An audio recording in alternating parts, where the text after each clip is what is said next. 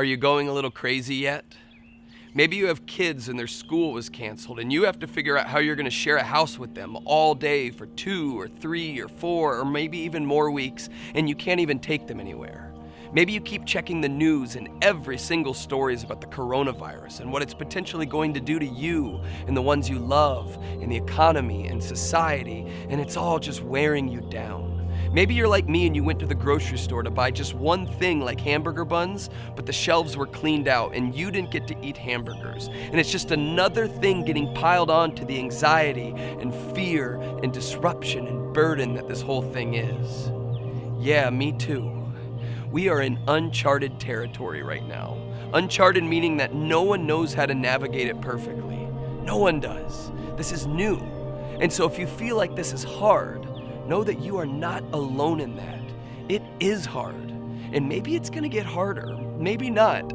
But right now you might be feeling some anxiety about all of it. And you need to know that it's okay for you to feel this way. But you also need to remember something crucial about the difficult parts of life, especially this one that we're in right now. When we travel into the unknown, it is all a story. When I was a senior in high school, Hurricane Charlie knocked down my house, my school, essentially my whole town in Southwest Florida.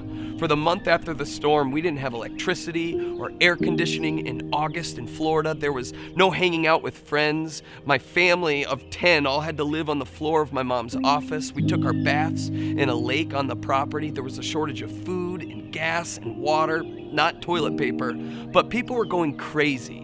And I have to say, I distinctly remember it being an extremely uncomfortable period that I didn't have a lot of fun navigating through. It was full of unknowns, and if that's what it was like for me as a teenager, I can't imagine what it must have been like for my parents. The unknown was difficult. But I will say that some of the stories I have from that time after the hurricane are now some of my fondest memories. Not because they were enjoyable, but they're memories of when my community came together, where I found out what my family was really made of, where as a kid I learned what generosity really means, where I took cues from my parents and my teachers in school about what it means to stay calm under crisis.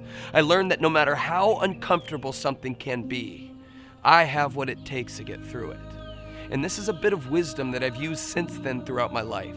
I've never had to deal with picking up the pieces after a catastrophe since then, but I have been through some stuff.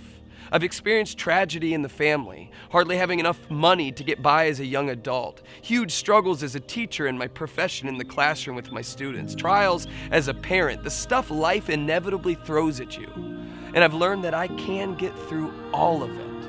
And when I do, I will be stronger because of these challenges along the way. And this wisdom, this grace I now have, came from the uncharted territory of life after the storm. The mythologist Joseph Campbell calls this the hero's journey. After studying and analyzing all of the great stories throughout human history, Campbell discovered this pattern in almost every single one of them. It's the hero's journey. And what he says is that every story has a hero that lives in what he calls the known world. This is what life looks like for them. It's what they're used to and are comfortable with. But in every story, there's a call to adventure, something that draws the hero out of the known world into the unknown. It's a disruption, an introduction to conflict that, just this something that disrupts the comfort and draws them into this conflict and struggles and challenges and temptations that they then have to overcome. Does this sound familiar at all? But at the end of any hero's journey, after battling through the unknown, the hero can then return back to the known world that they left, except now they have what Campbell calls the gift of the goddess, or he also calls it the return with the elixir. The elixir is what the hero gained from the journey, what they learned from overcoming obstacles and struggles that they can now use at their disposal. They can use it to heal the land that they left or put out any future fires. They're more equipped now. They're better than they were before the conflict when everything was comfortable. And this elixir can only be gained from going through this hero's journey. You can't get this wisdom any other way. And so as we are stepping into the unknown right now, feel the way that you need to feel. Take the precautions that you need to take. But also be aware that you are now in the midst of a story that you are going to tell someday. You're going to talk about the time that you had to buckle down with your family, when you had to work from home, maybe how you shared toilet paper with your neighbor and stretched yourself for the sake of your community. Maybe you'll talk about how you cared for loved ones who were sick. You cooked food for widows, how you reconnected with your grandparents and you made up with an enemy, or felt so lonely and isolated for a time and had to find new ways to connect with others. How you started taking extra long walks with your kids. And then, what you learned from all of it. What you gained because of the coronavirus. What secret sauce, elixir, gift of the goddess that you found that you can now use the rest of your life because of this crazy, unpredictable time. So keep an eye out for the story unfolding before you right now. What are you learning? What is the invitation here? And take heart by the fact that this story is only going to make you stronger.